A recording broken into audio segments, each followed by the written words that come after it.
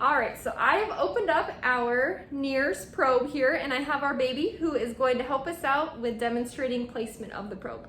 A couple of things that I want to show you before we actually put this on our babe here. This purple side is what's going to face out. Something to note is that these probes expire every 48 hours. There is also a spot in Epic where you will document the probe change date. If I flip this over, you'll see there are a couple of different windows here, and this is where that infrared light is emitted and sensed. So this is what's actually going to be doing our measuring of our cerebral and our renal oxygen saturation. All right, so we have our baby here, and I'm going to demonstrate how to place this on her forehead.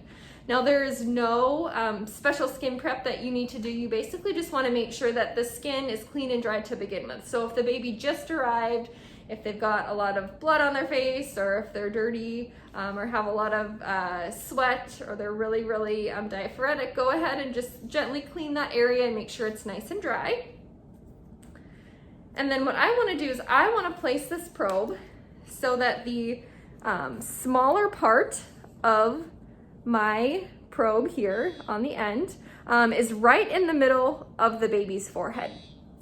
Now, you can either place it over here on her left side, like so, or you could place it over here on the right side, like this. If you're replacing a probe, be sure to put it in a new position to decrease the risk of skin breakdown. All right, so I'm gonna go ahead and peel off the stickers that are on the back of my probe. There we go.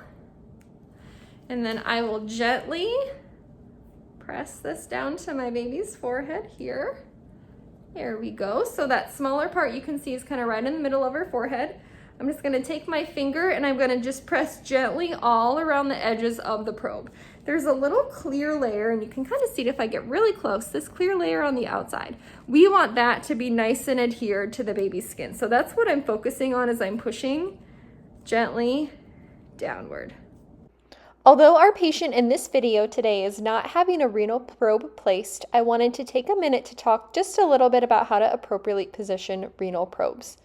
When you are placing the probe on the patient's flank, ensure that the probe itself does not cross over their spine, as this can impede readings and give us inaccurate data. And now back to our video.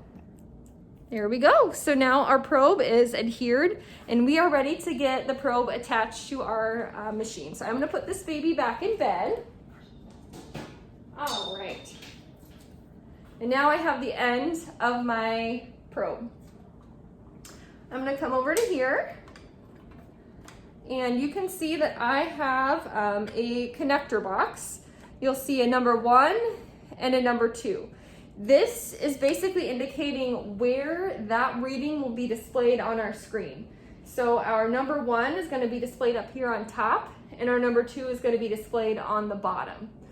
You can see that the number 1 is marked with a C for cerebral saturations, and the number 2 is marked with an R for renal. So since this is the cerebral probe that I'm plugging in, I'm going to plug it into the number 1 slot right here. There we go. And if I had my renal probe on, I would plug it into this slot here. This is nice. It can just hang on the end of the little handle here, or if you've got a lot of cords and you're trying to manage things at your bedside, you can also hang this on your patient's bed. That works as well. Okay, so it's beeping at me currently. It tells me I have poor signal quality.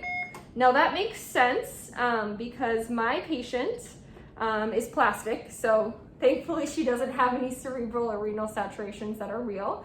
So I'm actually going to place this on my arm and kind of show you what it looks like when you are getting a reading.